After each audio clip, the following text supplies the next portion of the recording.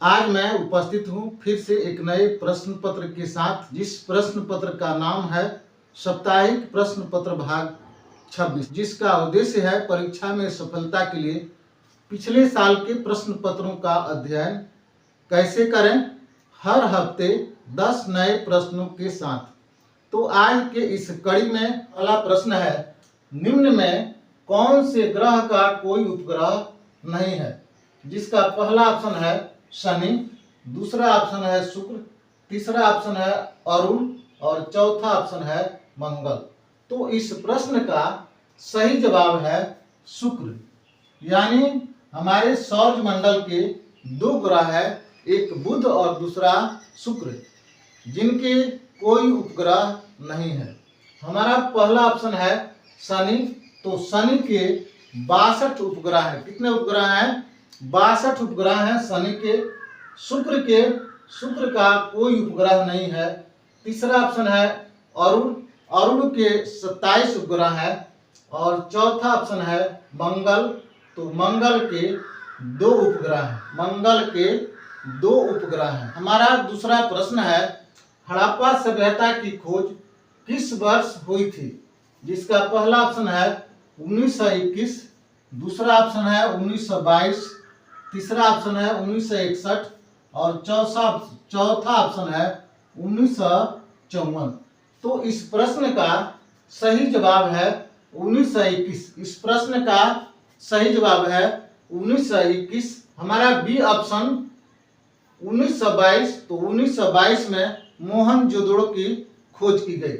हमारा C option 1961 में कालीबंगा की खोज की गई और 1954 में लोथल की खोज की गई। 1954 में लोथल की खोज की गई। हमारा तीसरा प्रश्न है, पश्चिम बंगाल का मुख्य पर्व क्या है? पश्चिम बंगाल का मुख्य पर्व क्या है? जिसका पहला ऑप्शन है छठ, दूसरा ऑप्शन है दुर्गा पूजा, तीसरा ऑप्शन है सरहुल और चौथा ऑप्शन है गणेश उत्सव। प्रश्न का सही जवाब है option B Durga Puja. Option B Durga Puja, यानी पश्चिम बंगाल का प्रमुख पर्व दुर्गा पूजा है। तो ऑप्शन ए पर चलते हैं, छठ। छठ कहाँ का पर्व है? तो छठ बिहार का प्रमुख पर्व है। छठ बिहार का प्रमुख पर्व है। दुर्गा पूजा पश्चिम बंगाल का प्रमुख पर्व है। सरहुल झारखंड राज्य की प्रमुख पर्व है और गणेश उत्सव महाराष्ट्र का प्रमुख पर्व है। हमारा चौथा प्रश्न है, कारगिल स्मृति या विजय दिवस कब मनाई जाती है? जिसका पहला ऑप्शन है 1 जुलाई, दूसरा ऑप्शन है 9 जुलाई, तीसरा ऑप्शन है 11 जुलाई और चौथा ऑप्शन है 26 जुलाई।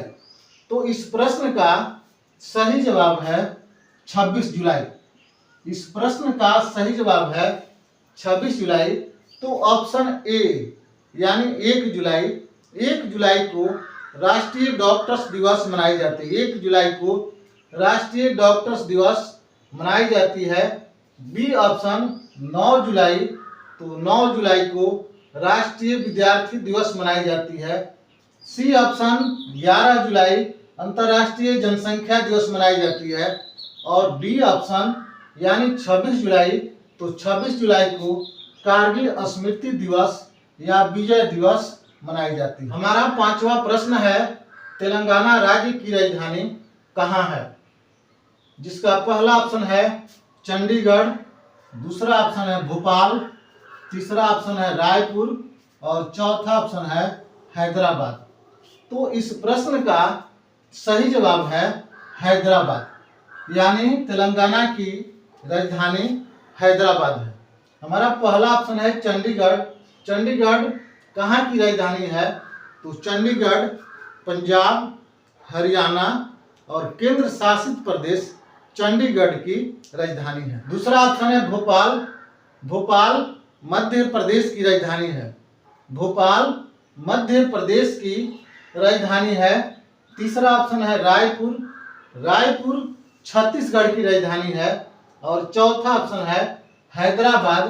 तो हैदराबाद तेलंगाना राज्य की राजधानी है। हमारा छठा प्रश्न है, निम्न में किसे कर्क रेखा के नाम से जानते हैं? इसका पहला ऑप्शन है 0 डिग्री, दूसरा ऑप्शन है 23.5 डिग्री उत्तरी अक्षांश, तीसरा ऑप्शन है 23.5 डिग्री दक्षिणी अक्षांश और चौथा ऑप्शन है कोई नहीं। इस प्रश्न का सही जवाब है ऑप्शन बी 23.5 डिग्री उत्तरी अक्षांश, यानी पृथ्वी पर 23.5 डिग्री उत्तरी अक्षांश खींची जाने वाली रेखा को कर्क रेखा के नाम से जानते हैं।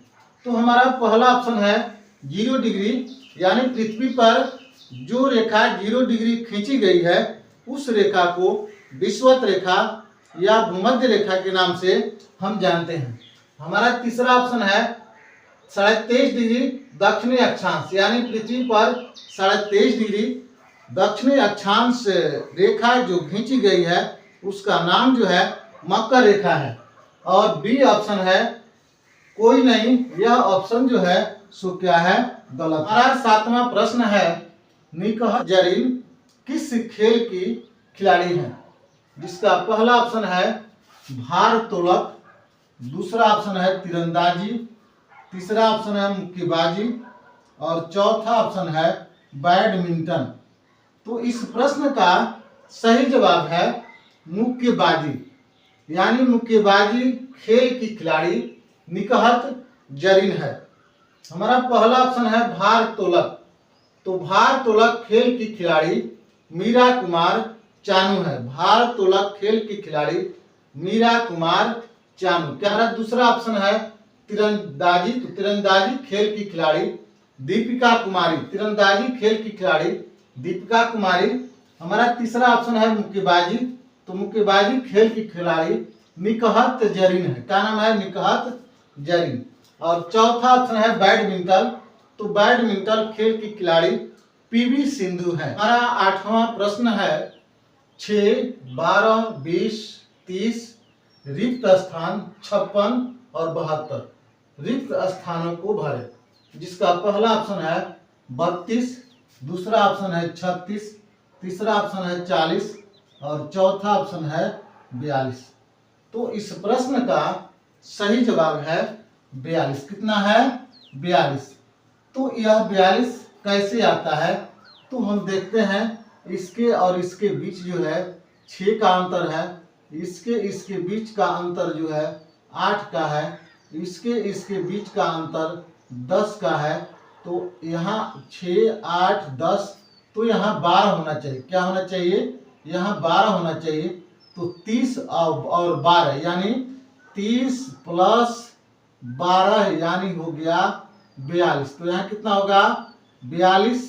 और यहाँ देखते हैं 12 जब हो गया तो यहाँ क्या होगा? 12 के बाद क्या हो जाएगा?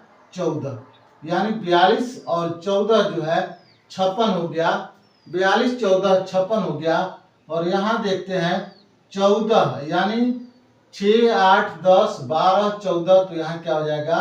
16, यानी 56 और 16 क्या हो जाएगा? 72। तो इसके अनुसार हमारा यह ऑप्शन जो है 42 वह क्या है? सही है। हमारा 9वां प्रश्न है हुमायूं का मकबरा कहाँ स्थित है? इसका पहला ऑप्शन है लखनऊ, दूसरा ऑप्शन है उपयुक्त में से कोई नहीं, तीसरा ऑप्शन है दिल्ली और चौथा ऑप्शन है भोपाल। तो इस प्रश्न का सही जवाब दिल्ली है, यानी दिल्ली में हुमायूं का मकबरा है। ऑप्शन ए लखनऊ, तो लखनऊ में अवध के आखिरी नवाब शहादत अली खां का मकबरा है। अवध के आखिरी नवाब शहादत अली खां का मकबरा लखनऊ में है। बी हमारा उपयुक्त में कोई नहीं, यह गलत है। सी दिल्ली में हुमायूं का मकबरा है। और डी जो है भोपाल है, तो भोपाल में नवाब सिद्दीकी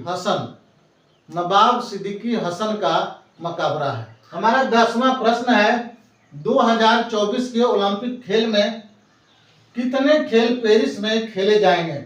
जिसका पहला ऑप्शन है 26, दूसरा ऑप्शन है 28, तीसरा ऑप्शन है 32 और चौथा ऑप्शन है 33। इस प्रश्न का सही जवाब है 32, यानी 2024 के ओलंपिक खेल जो पेरिस में हो रही है वहां पर 32 खेल खेले जाएंगे।